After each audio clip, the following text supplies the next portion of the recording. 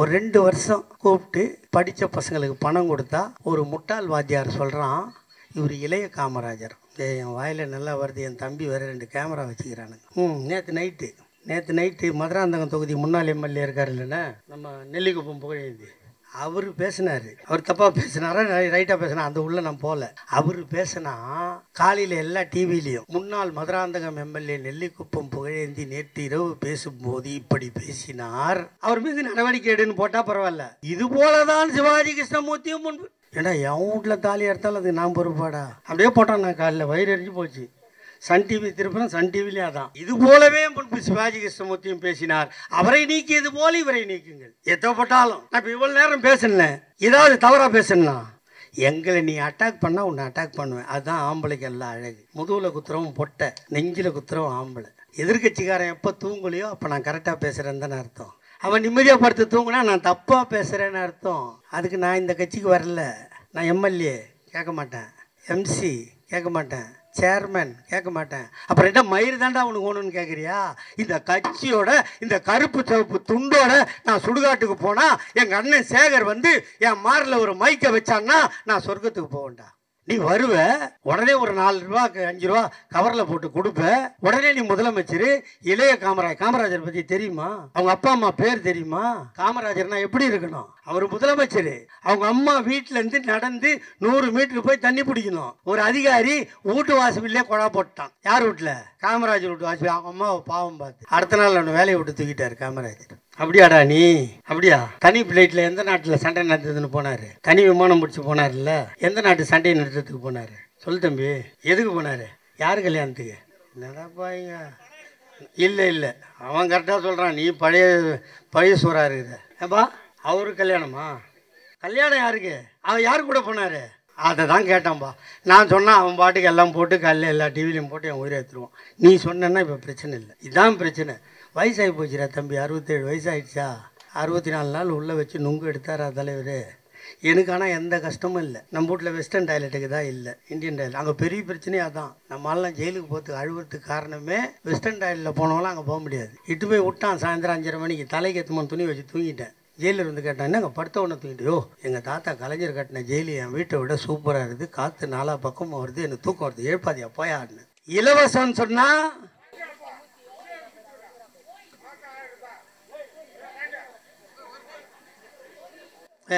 மரியாதைக்கு தான் இறங்கி வந்தேன்னா கழுத்தை குறவலையை கடிச்சு போட்டுருவோம் உன்னை. நான்சென்ஸ். இவ்வளோ பேர் உட்காந்து கூட்டம் கேட்டிருக்கா, நீ என்ன பெரிய ஆள்? அவன் காதில் ஈயத்தை காய்ச்சி ஊற்றி அனுப்புங்க. இந்த இயக்கத்திற்காக என்னை அழித்து கொள்ளவும் நான் தயாராக இருப்பேன் என்பது உங்கள் அனைவருக்கும் தெரியும். நான் பேசாததை பேசவில்லை, பேச வேண்டியதை பேசினேன். ஆட்சி அதிகாரத்தில் இருக்கின்ற காரணத்தால் எங்கள் ஐயா தளபதி அவர்கள் என்னை ஒரு 64 நாட்கள் சிறையில் போட்டார். 10 ஆண்டு காலம் அதிமுக ஆட்சியில் என்னுடைய இதை கூட எவனாலும் தொட முடியவில்லை. ஆனால் என் தலைவன் என்னை 2.5 மாதம் சிறையில் வைத்தார். நான் சிறைக்கு போனவுடன் எல்லோரும் நினைத்தார்கள், இவன் இருக்க மாட்டான், வேறெங்காவது சென்று விடுவான். 10 ஆண்டு காலம் உழைத்து ஆட்சிக்கு எடுத்து வந்தேன். அந்த 10 ஆண்டு காலத்தில் நான் 1 மாதம் கூட முழுதாக வீட்டில் தூங்கியதில்லை. மேடையில் பேசுவேன், போலீஸ் துரத்தும், முன்ஜாமீன் பெறுவேன், மீண்டும் பேசுவேன், போலீஸ் துரத்தும், முன்ஜாமீன் பெறுவேன். இப்படி 10 ஆண்டு காலம் இருந்துவிட்டு கடைசியில் இந்த மீனவ கிராமத்தில் இருக்கின்ற ஜெயக்குமார் என்பவர், அதிமுக மந்திரியாக இருந்தவர், என்னை பேச முடியாமல் செய்ய வேண்டும் என்பதற்காகவே ஒரு வழக்கை போட்டார். இப்போது திருவத்தூரில் சட்டமன்ற உறுப்பினராக இருக்கிறாரே KP சங்கர், அவர்தான் என்னை ஒரு 3 வார காலம் கடல் என்றால் என்னவென்று தெரியாத எனக்கு, கடலை பார்க்காத எனக்கு 3 வார காலம் கடலில் பயணிக்கின்ற சூழ்நிலையை இருந்தாலும் நான் தடம் மாறாதவன்.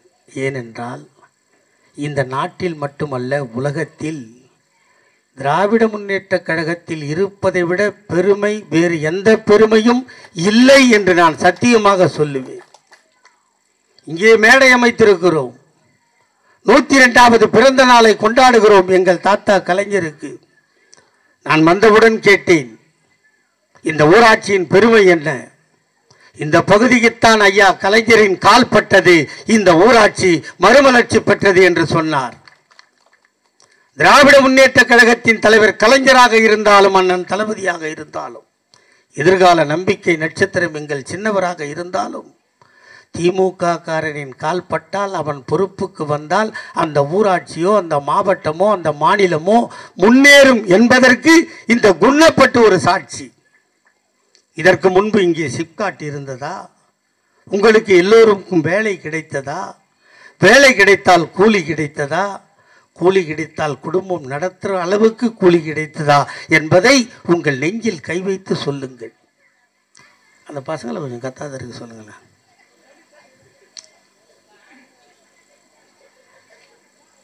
ஆஸ்பத்திரியில் அட்மிட் ஆனால் காலையில் கொஞ்சோண்டு பால் டிஃபனு.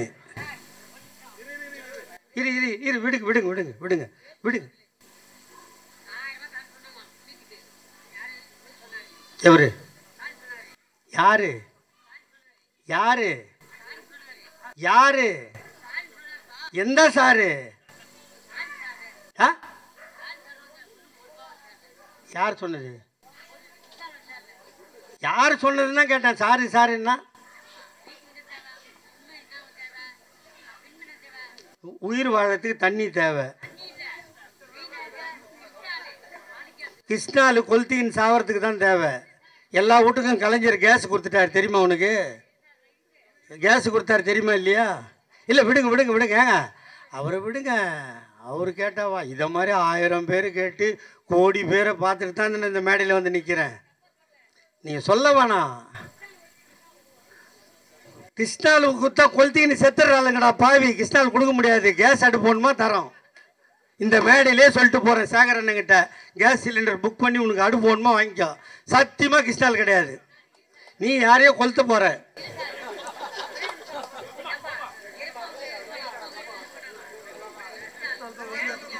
சத்தியமாக உனக்கு கிருஷ்ணால் எப்போ? அண்ணா சேகரண்ணா, நம்ம செத்தாலும் கிருஷ்ணால் மட்டும் வாங்கி தராது அந்த ஆளுக்கு. கேஸ் அடுப்பு வாங்கி கொடு, சிலிண்டர் வாங்கி கொடு. அடுப்பூதும் பெண்களும் இந்த நாட்டில் கண்ணீர் சிந்தக்கூடாது என்று எங்கள் தாத்தா கலைஞர் கேஸ் தருவேன் என்று சொன்னார்.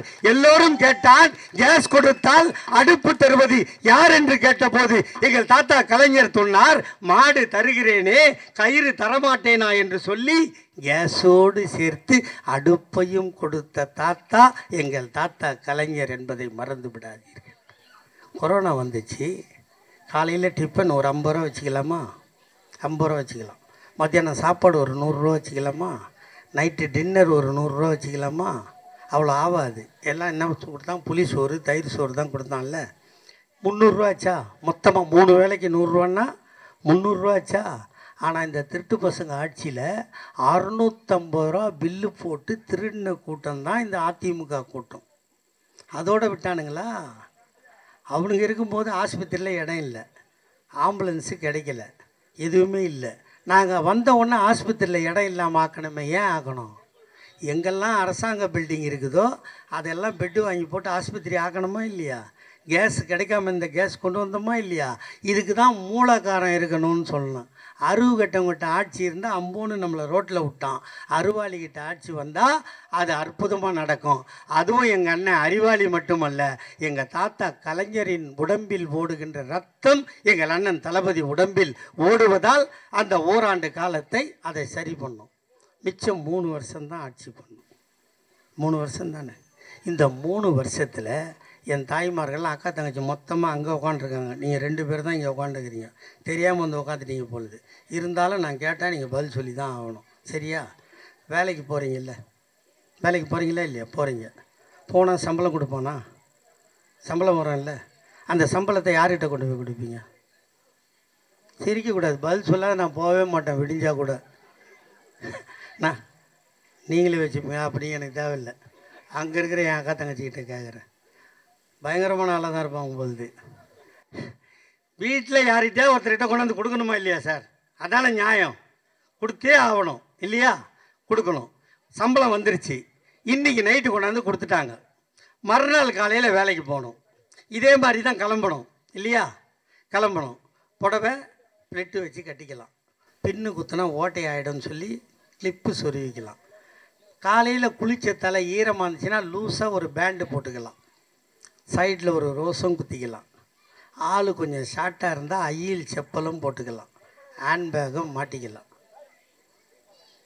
சரி விடு, என்ன சரக்கு இங்கே ரொம்ப சீப்பாக கிடைக்குதோ பாண்டிச்சேரி மாதிரி. ஐயா கொஞ்சம் வாங்கி வைனேண்ணா, நானும் வரேன், ஒரு கட்டிங் கொடுத்தினா நல்லாயிருக்கும். ஆகிப்போச்சுடா பாவி, 9 வருஷம் ஆயிடுச்சுடா, 9 வருஷம் ஆகுது. என் பெரிய பொண்ணு கல்யாணம் பண்ண அப்போ தான் இந்த மேட்ரை விட்டேன். இப்போ விலை எவ்வளோன்னு கூட தெரியாது. நீ ஜாலியாக இருக்கிறியே, ஜனங்க ஜாலியாக கூட்டம் கேட்கணுன்ற ஆசை இருக்க வேணாவா?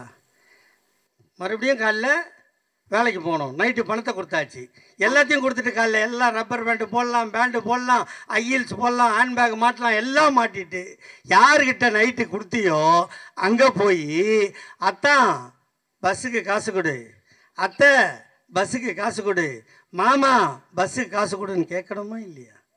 நீ கையேந்திரதை பார்த்து உன்னை பெத்தவனும் பெத்தவளும் அழுவலை, எங்கள் அண்ணன் தளபதி அழுதான், அதனால் போட்டான் கையெழுத்து. அந்த பயணம் விடியல் பயணமாக உங்களுக்கு வந்து சேர்ந்ததா இல்லையா? சரி, வேலைக்கு போகிறவங்களுக்கு பஸ்ஸு கொடுத்தாச்சு. என் புருஷன் சந்தேகக்காரன், நான் கொஞ்சம் கலரு, வேலைக்கு அனுப்ப மாட்டான், எனக்கு என்ன கொடுப்பேன்னு கேட்டாங்க வீட்டில் இருக்கிற பொம்பளைங்க. பாதி பேர் அனுப்ப மாட்டான் இல்லையா?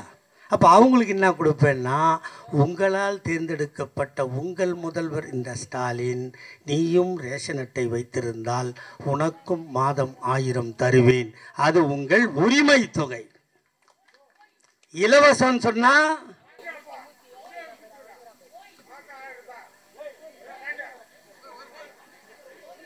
ஏய் மரியாதைக்கு தான் இறங்கி வந்தேன்னா கழுத்தை குறவலையை கடிச்சு போட்டுருவோம் ஒன்று. நான்சென்ஸ். இவ்வளோ பேர் உட்காந்து கூட்டம் கேட்டிருக்கா, நீ என்ன பெரிய ஆள்? அவன் காதில் ஈயத்தை காய்ச்சி ஊற்றி அனுப்புங்க. அப்போ வீட்டில் இருந்தால் மாதம் 1000 ரூபா.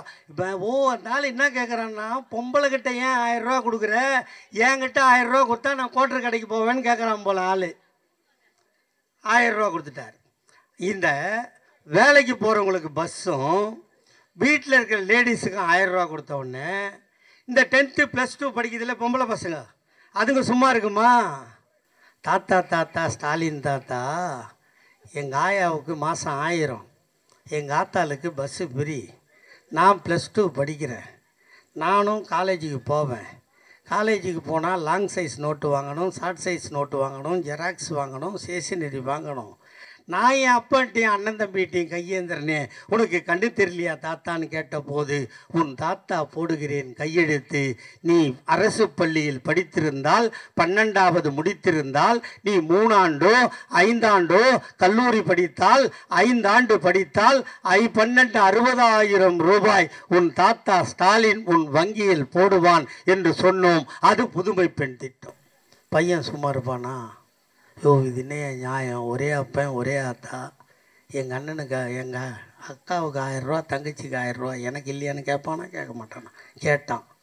இந்த ஆண்டு முதல் அவர்களுக்கும் 1000 தருவேன், அது தமிழ் புதல்வன் திட்டம்.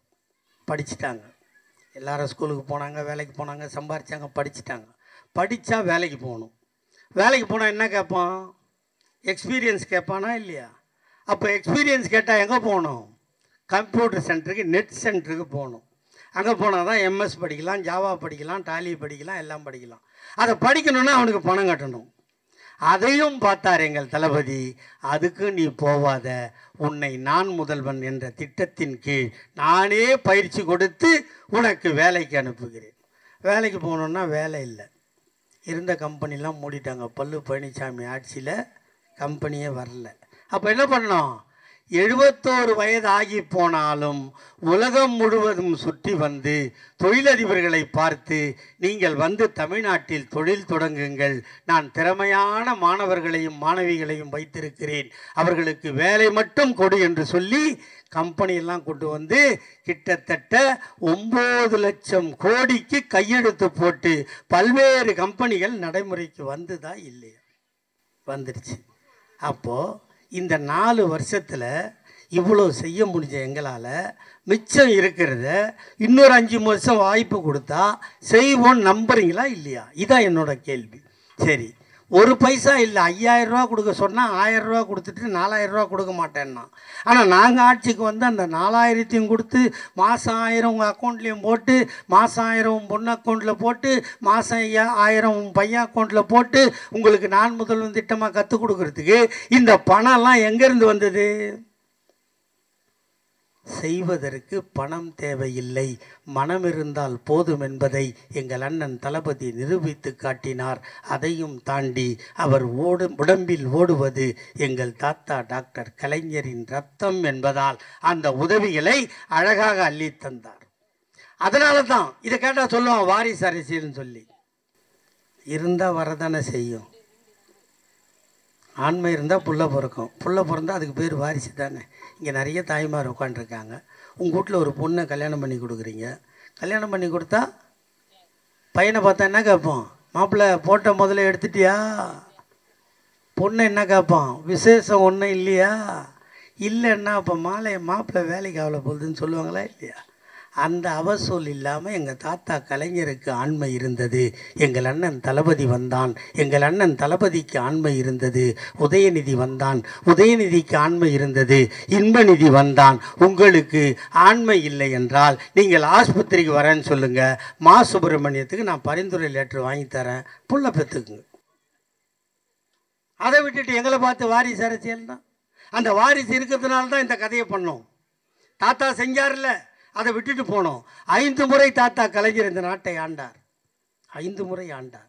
6வது முறையாக நாங்கள் வாக்கு கேட்டு வந்தோம். அப்போது எங்கள் தாத்தா கலைஞர் என்ன சொன்னார்? 6வது முறையாக எனக்கு நீங்கள் வாக்களித்தால், என்னை இந்த நாட்டின் முதலமைச்சராக்கினால், என் தாய்மாரே பெண் குழந்தையை பெற்றுவிட்டால் அந்த பெண் குழந்தைக்கு திருமணம் நடத்தி வைக்க வேண்டுமா? உன்னிடம் காசு இல்லையா?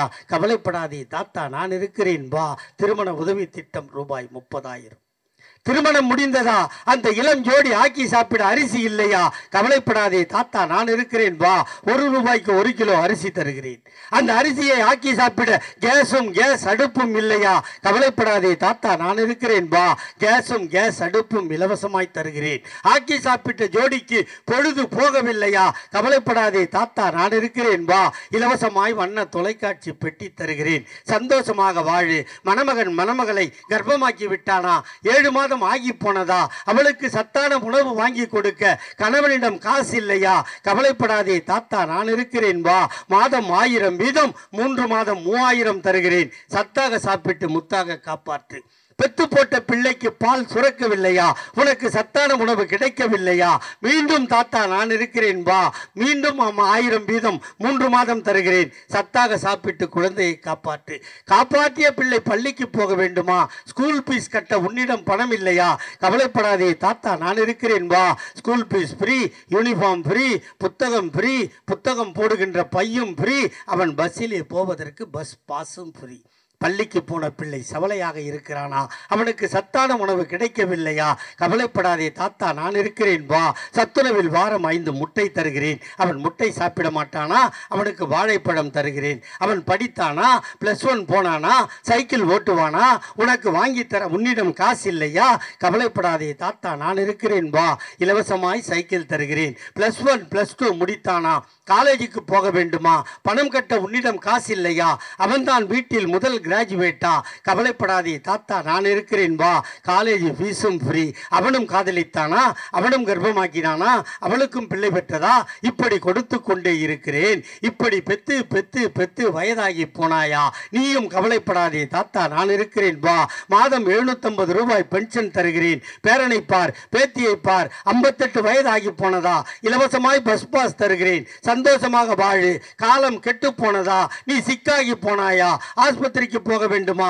ஆட்டோவிற்கு பணம் இல்லையா? கவலைப்படாதே தாத்தா, நான் விட்ட 108 ஆம்புலன்ஸை கூப்பிடு. இலவசமாய் ஆஸ்பத்திரிக்கு போ. வைத்தியன் பணம் கேட்கிறானா? உன்னிடம் காசு இல்லையா? கவலைப்படாதே தாத்தா, நான் கொடுத்த கலைஞர் காப்பீட்டு அட்டையை காட்டு. 1 லட்சம் ஃப்ரீ. வைத்தியம் பார், வீட்டுக்கு வா. காலம் கெட்டு போனதா? நீ செத்து போனாயா? உன் பிணத்தை தூக்க 4 பேர் இல்லையா? தன்மானம் தடுக்கிறதா? கவலைப்படாதே கவலைப்படாதே தாத்தா நான் போட்ட சட்டம் மார்ச்சரி வேணும் ஃப்ரீ. பார்த்தாயா அழுதாயா வைக்கிறதா? கவலைப்படாதே தாத்தா நான் போட்ட சட்டம் ஃப்ரீசர் பாக்ஸும் ஃப்ரீ. பார்த்தாயா அழுதாயா சுடுகாடு போனாயா? புதைக்க வேண்டுமா கொளுத்த வேண்டுமா? தாத்தா நான் போட்ட சட்டம் புதைப்பதும் ஃப்ரீ கொளுத்துவதும் ஃப்ரீ. வீட்டுக்கு வந்தாயா டெத் சர்டிஃபிகேட் வேண்டுமா? தாத்தா நான் போட்ட சட்டம் பர்த் சர்டிஃபிகேட்டும் ஃப்ரீ டெத் சர்டிஃபிகேட்டும் ஃப்ரீ. இப்படி கருவறை முதல் கல்லறை வரை இலவசங்களை வாரி வழங்கிய ஒரே முதல்வர் இந்தியாவில் எங்கள் தாத்தா டாக்டர் கலைஞர். சொல்றதுக்கு இவ்வளவு மூச்சு வாங்குத. என் தாத்தா எவ்வளோ கஷ்டப்பட்டுருப்பாரு, எவ்வளோ கஷ்டப்பட்டுருப்பாரு. அதோட விட்டாரா? இவ்வளவும் செஞ்சு எங்கள் தாத்தா கலைஞர் நட்டு நிற்க வச்சா இப்போ ஒரு சின்ன பையன் வந்து 2026 ஸ்ட்ரைட்டாக போய் முதலமைச்சர் சீட்டு. என்னடா பாவி, 2024 ஒரு பார்லிமெண்ட் தேர்தல் வருது. No no no no no no, I don't want about 24, I want only 26. நிற்கிறோம் அடிக்கிறோம், நேராக போய் சீட்டில் உட்காந்துக்கிறோம். அப்போ நாங்கள் குச்சி ஐஸ் வாங்கி சப்பிட்டு போகிறதுக்கு நாங்கள் கட்சி நடத்துவோம். அவன் மேலே எனக்கு கோபம் இல்லை. சின்ன பசங்க அவன் பின்னாடி சுற்றுறதுல தப்பு இல்லை. ஆனால் என்ன செய்தாய்? இப்போ நான் சொன்னேனே, கொரோனா வந்தது, எங்கள் உயிரை கொடுத்து உங்களை காத்தோம். விஜய் அப்போது எங்கே போயிருந்தார்? எவளோடு நடித்து கொண்டிருந்தார்? வெள்ளம் வந்தது, எங்கே போனார்? புயல் வந்தது, எங்கே போனார்? ஒரு 2 வருஷம் கூப்பிட்டு படித்த பசங்களுக்கு பணம் கொடுத்தா ஒரு முட்டாள் வாத்தியார் சொல்கிறான், இவர் இளைய காமராஜர். என் வாயில் நல்லா வருது, என் தம்பி வேறு 2 கேமரா வச்சுக்கிறானுங்க. நேற்று நைட்டு மதுராந்தகம் தொகுதி முன்னாள் எம்எல்ஏ இருக்கார் இல்லைன்னா, நம்ம நெல்லிக்குப்பம் புகழேந்தி, அவர் பேசினார். அவர் தப்பாக பேசினாரா ரைட்டாக பேசினா அந்த உள்ளே நான் போகல. அவர் பேசினா காலையில் எல்லா டிவிலையும் முன்னாள் மதுராந்தகம் எம்எல்ஏ நெல்லிக்குப்பம் புகழேந்தி நேற்று இரவு பேசும்போது இப்படி பேசினார், அவர் மீது நடவடிக்கை எடுன்னு போட்டால் பரவாயில்ல. இது போல தான் சிவாஜி கிருஷ்ணமூர்த்தியும் முன்பு. ஏன்னா என் வீட்டில் தாலி எடுத்தாலும் அதுக்கு நான் பொறுப்பாடா. அப்படியே போட்டான். நான் காலையில் வயிறு எரிஞ்சு போச்சு. சன் டிவி திருப்பினா சன் டிவிலேயே அதான். இது போலவே முன்பு சிவாஜி கிருஷ்ணமூர்த்தியும் பேசினார். அவரை நீக்கியது போல இவரை நீக்குங்கள். எத்தப்பட்டாலும் நான் இப்போ இவ்வளோ நேரம் பேசினேன், ஏதாவது தவறாக பேசணும்னா எங்களை நீ அட்டாக் பண்ணால் உன்னை அட்டாக் பண்ணுவேன். அதுதான் ஆம்பளைக்கு எல்லாம் அழகு. முதுகில் குத்துறவும் பொட்டை, நெஞ்சில் குத்துறவும் ஆம்பளை. எதிர்கட்சிக்காரன் எப்போ தூங்கலையோ அப்போ நான் கரெக்டாக பேசுகிறேன்னு தானே அர்த்தம். அவன் நிம்மதியாக படுத்து தூங்கினா நான் தப்பாக பேசுகிறேன்னு அர்த்தம். அதுக்கு நான் இந்த கட்சிக்கு வரல. நான் எம்எல்ஏ கேட்க மாட்டேன், எம்சி கேட்க மாட்டேன், சேர்மன் கேட்க மாட்டேன். அப்புறம் என்ன மயிர் தாண்டா அவனுக்கு ஒன்றுன்னு கேட்குறியா? இந்த கட்சியோட இந்த கருப்பு சிவப்பு துண்டோட நான் சுடுகாட்டுக்கு போனால் எங்கள் அண்ணன் சேகர் வந்து என் மாரில் ஒரு மைக்கை வச்சான்னா நான் சொர்க்கத்துக்கு போவேன்டா. வேற ஒரு மயிரும் தேவையில்லை இந்த கட்சிக்கு. எனக்கு ஒரு மயிரும் வேணாம். இவ்வளோ மணி இருக்கும். இப்போ நான் சொன்னேன்ல, என் தாய்மாரெலாம் எப்படி உட்காந்துருக்காங்க? சேர் போட்டு தானே உட்காந்துருக்க. உங்கள் ஆயா தாத்தா காலத்தில் போய் சேர் போட்டு உட்காருவியா? நீ உட்கார விடுவானா? ஒன்று வேணாம். ஒரு பொண்ணு பார்த்து கை நினைக்க போ, என்ன சொல்லுவான்? எருமை மாடு. ஆம்பளை நிற்கிறான் எருமை மாடு மாதிரி உட்காந்து இறகடி கீழே. சொன்னாங்களா இல்லையா? இதோ எங்கள் அக்கா தங்கச்சி இவ்வளவு பேரை சேர் போட்டு உட்கார வச்சுவேன். இதாண்டா திமுக செஞ்ச சாதனை. நல்லா என்ன சொன்னான்? பொம்மைன்னு சொன்னான். உனக்கு என்ன வேலைன்னு சொன்னான்? வேலைக்கு போவாத, படிக்காத, வேற என்ன பண்ணணும்? ஆம்படியா கூப்பிட்டா போ, கேட்கும் போதெல்லாம் புள்ள பெற்று போடு. இதானே சொன்னான். இப்போ அதான பிஜேபியும் சொல்கிறான். நாங்கள் அப்படியா சொன்னோம்? நான் சொன்னேன்ல, எங்கள் தாத்தா கலைஞர் பெண்களுக்கு சொத்தில் சமபங்கு கொடுத்தாரா இல்லையா? அவரோட புள்ள எங்கள் அண்ணன் தளபதி என்ன பண்ணுறாரு? மகளிர் உரிமை தொகை, பஸ் பயண இலவசம், புதுமை பெண் திட்டம். எங்கள் தாத்தா கலைஞர் நொண்டிய மாற்றுத்திறனாளின்னு சொன்னார். எங்கள் அண்ணன் தளபதி மாற்றுத்திறனாளிக்கு நலவாரியம் கொடுத்து அவனுக்கு ஊக்கத்தொகை கொடுத்து அரசாங்க வேலை கொடுக்குறார். எங்கள் தாத்தா கலைஞர் 9 திருநங்கைன்னு சொன்னார். எங்கள் அண்ணன் தளபதி திருநங்கைக்கும் ஊர்காவல் படையில் வேலை கொடுக்குறார். எங்கள் தாத்தா கலைஞர் கன்னியாகுமரியில் சிலை திறந்தார். எங்கள் அண்ணன் தளபதி கன்னியாகுமரியில் திருவள்ளுவர் சிலைக்கும் விவேகானந்தா பாறைக்கும் கண்ணாடி பாலம் போட்டார். எங்கள் தாத்தா கலைஞர் சென்னையில் டைட்டில் பார்க் கட்டினார். எங்கள் அண்ணன் தளபதி மதுரையிலையும் கோவையிலையும் டைட்டில் பார்க் கட்டிங்கிறார். எங்கள் தாத்தா கலைஞர் ஜிஹெச் ஹாஸ்பிட்டலை அழகாக மாற்றினார். எங்கள் அண்ணன் தளபதி அவர் பேரில் கிண்டியில் அதை விட சூப்பர் ஆஸ்பத்திரி கட்டினான். இதாண்டா அப்பன் புள்ள உறவு. செஞ்சோமா இல்லையா? நீ வருவ, உடனே ஒரு 4 ரூபா 5 ரூபா கவரில் போட்டு கொடுப்ப, உடனே நீ முதலமைச்சர். இளைய காமராஜர் பற்றி தெரியுமா? அவங்க அப்பா அம்மா பேர் தெரியுமா? காமராஜர்னா எப்படி இருக்கணும்? அவர் முதலமைச்சர். அவங்க அம்மா வீட்டிலேருந்து நடந்து 100 மீட்டருக்கு போய் தண்ணி பிடிக்கணும். ஒரு அதிகாரி வீட்டு வாசல்லே குழா போட்டான். யார் வீட்டில்? காமராஜர் வீட்டு வாசல். அவங்க அம்மாவை பாவம் பார்த்து அடுத்த நாள் அவனை வேலையை விட்டு தூக்கிட்டார் காமராஜர். அப்படியாடா நீ? அப்படியா? தனி பிளைட்டில் எந்த நாட்டில் சண்டை நடந்ததுன்னு போனார்? தனி விமானம் பிடிச்சி போனார்ல, எந்த நாட்டு சண்டையை நிறுத்தத்துக்கு போனார்? சொல்லு தம்பி. எதுக்கு போனார்? யார் கல்யாணத்துக்கு? நடப்பாங்க.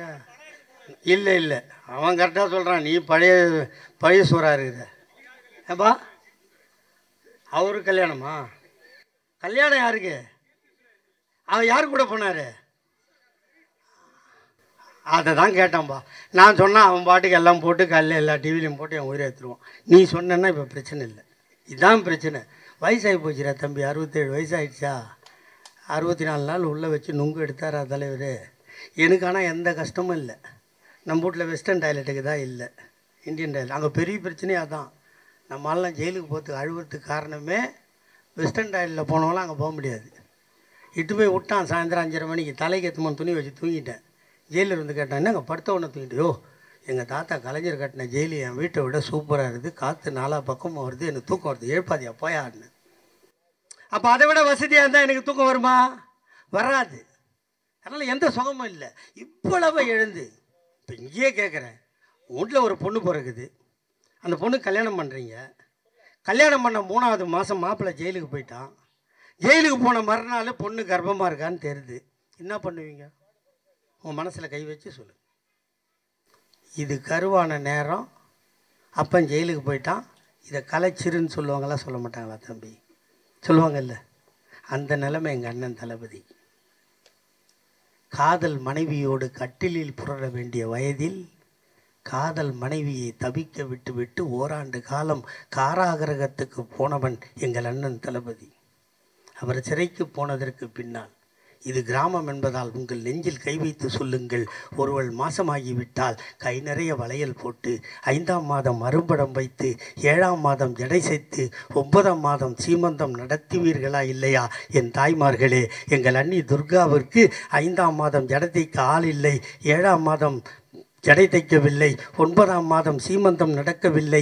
அவளே தன்னம் தனியாக ஆஸ்பத்திரிக்கு போனால், பிள்ளையை பெற்றால், பெற்றெடுத்த பிள்ளையை பாலூட்டி சீராட்டி வீட்டுக்கு கொண்டு வந்து அந்த குழந்தைக்கு ஆடை போட்ட குழந்தையை எடுத்துக்கொண்டு சென்னை மத்திய சிறைச்சாலைக்கு போய் கம்பிக்கு மத்தியிலே காட்டினால், காதலவனே, கணவனே, என்னை கருவாக்கியவனே, நீ கருவாக்கிய கருவை எல்லோரும் கலைத்துவிடு என்று சொன்னார்கள். நான் கலைக்கவில்லை, காப்பாற்றி எடுத்து வந்திருக்கிறேன். இதுதான் நீ கருவாக்கிய குழந்தை என்று காட்டினார் எங்கள் அன்னை துர்கா. பார்த்தார் எங்கள் அண்ணன் தளபதி. காட்டிய குழந்தை எங்கள் அண்ணன் உதயநிதி. அவன் கருவுல தியாகிடால் லவடைக்க பாலுங்களா. கருவுல தியாகி எவன் வீட்டுல நடக்கும்? உன் வீட்டுல அப்படி நடந்து 3ஆம் மாசம் பையன் ஜெயிலுக்கு போயிட்டா பொண்ணை கூட்டு போயிட மாட்டீங்க? போவீங்களா இல்லையா? நான் கூட்டம் பேச வரல, நியாயம் கேட்க வந்திருக்கேன். உதயநிதி என்ன பண்ணார்? அவர் ஏன் இப்போ மந்திரி ஆனார்? அவன் மந்திரி ஆனதுனால தான் ஒவ்வொரு தொகுதிக்கும் நூலகம் கட்டி கொடுத்தான். அவன் மந்திரி ஆனதுனால தான்டா ஒரு ஊராட்சியிலையும் அந்த விளையாட்டு கிட்டு வந்தது. இப்போ பார், இங்கே நலத்திட்ட உதவி புடவை கொடுத்துட்டு போயிருக்கலாம்ல. இங்கே பார், கிரிக்கெட் கிட்டு எதுக்கு வந்தது? அவர் இளைஞரணி செயலாளராக இருக்கிறதுனால. பார்பலா கார் பந்தயம் எவ்வளோ நடத்தினான் ஆசியாவில்? எங்கள் அண்ணன் உதயநிதி தான் நடத்தினான். செஸ் ஒலிம்பியாட் ஷார்ட் பீரியடில் நடத்த முடியுமான்னு கேட்டார் நரேந்திர மோடி. அவரே மூக்கில் விரல் வைக்கிற மாதிரி நடத்தி காட்டினா எங்கள் அண்ணா உதயநிதி. இன்று இளைஞர்களை கிட்டத்தட்ட 75 லட்சம் இளைஞர்களை கட்சிக்கு கொண்டு வந்த ஒரே இளைஞன் எங்கள் அண்ணன் உதயநிதி. 188 பேச்சாளர்களை இந்த கட்சிக்கு கொடுத்தவன் எங்கள் அண்ணன் உதயநிதி. இந்த 2 தேர்தல் அல்ல, 2019 ஆரம்பித்து எல்லா தேர்தல்களிலும் திமுகவை ஜெயிக்க வைக்க வேனில் பிரச்சாரம் பண்ண ஒரே ஹீரோ எங்கள் அண்ணன் உதயநிதியை தவிர வேறு எவனும் இல்லை. அதனால் நாங்கள் வழி வழியாக வந்தாலும் வழிமாறி போகாமல் உங்களுக்கு நாங்கள் உதவி செய்து கொண்டிருக்கிறோம். இங்கே இருக்கின்ற தாய்மார்களை கேட்பதெல்லாம் எங்களை எதிர்க்கின்ற கட்சிகளை எண்ணி பாருங்கள். அதிமுக 5 உடைஞ்சு போச்சா? ஐயா கலைஞர் காலத்தில் கூட இப்படி அல்ல. எங்கள் அண்ணன் தளபதி காலத்தில் அதிமுக 5 போச்சா? எங்களை எதிர்க்கிறார்கள். பாட்டாளி மக்கள் கட்சி அப்பா மகன் சண்டை. ஒரு குடும்பத்தில் நடக்கின்ற சண்டைக்கு திமுகவை வம்புக்கு இழுக்கிறாரே அன்புமணி, நியாயமா என்பதை இந்த ஊரில் கேட்பது பொருத்தமாக இருக்கும் என்று நினைக்கிறேன். அவர் சொல்கிறார், தாயை பாட்டிலால் அடித்தார். அன்றே எந்த மாவட்ட செயலாளரை வரக்கூடாது என்று சொன்னாரோ அன்றே நான் செத்து போனேன். இந்த குழப்பத்திற்கு காரணம் திமுக என்று அன்புமணி சொல்கிறாரே, பச்சை பொய், வடிகட்டிய பொய். யார் சொல்றது? ராமதாஸ் சொல்லுகிறார். உங்கள் வீட்டில் வம்பு நடந்தால், உங்கள் வீட்டில் குழப்பம் நடந்தால், உங்கள் வீட்டில் எவன் பெரியவனோ அவனை அழைத்து வந்து பஞ்சாயத்து பேசி சமரசம் பேசுவீர்கள் என்று சொன்னால் அதற்கு காரணம் திமுக என்று சொல்வதில் என்ன நியாயம் இருக்க முடியும்? இதுதானே எங்களுக்கு வேலை. மற்ற கட்சியில் கூட நாங்கள் தான் 2019 ஆரம்பித்து இன்னைக்கு வரைக்கும் 9 தேர்தலை சந்தித்து 9 தேர்தலிலும் வெற்றி பெற்ற ஒருவன் இந்தியாவில் இருக்கிறான் என்று சொன்னால் அது எங்கள் அண்ணன் தளபதியை தவிர வேறு எவனும் இல்லை என்ற நிலைக்கு எங்கள் அண்ணன் தளபதி இருக்கிறார். இந்த ஊராட்சியில் வாழுகின்ற மக்களை பார்த்து கேட்கிறேன், உங்களுக்கு நெஞ்சில் ஈரம் இருந்தால், ஈவு இரக்கம் இருந்தால், நீங்கள் சாப்பிடும் சாப்பாட்டில் உப்பு போட்டு சாப்பிடுவது உண்மையாக இருந்தால் உங்கள் நெஞ்சில் கை வைத்து சொல்லுங்கள். 72, 23 வயதை கடந்துவிட்ட ஒரு தலைவன் உலகமெல்லாம் சுத்துகிறான்.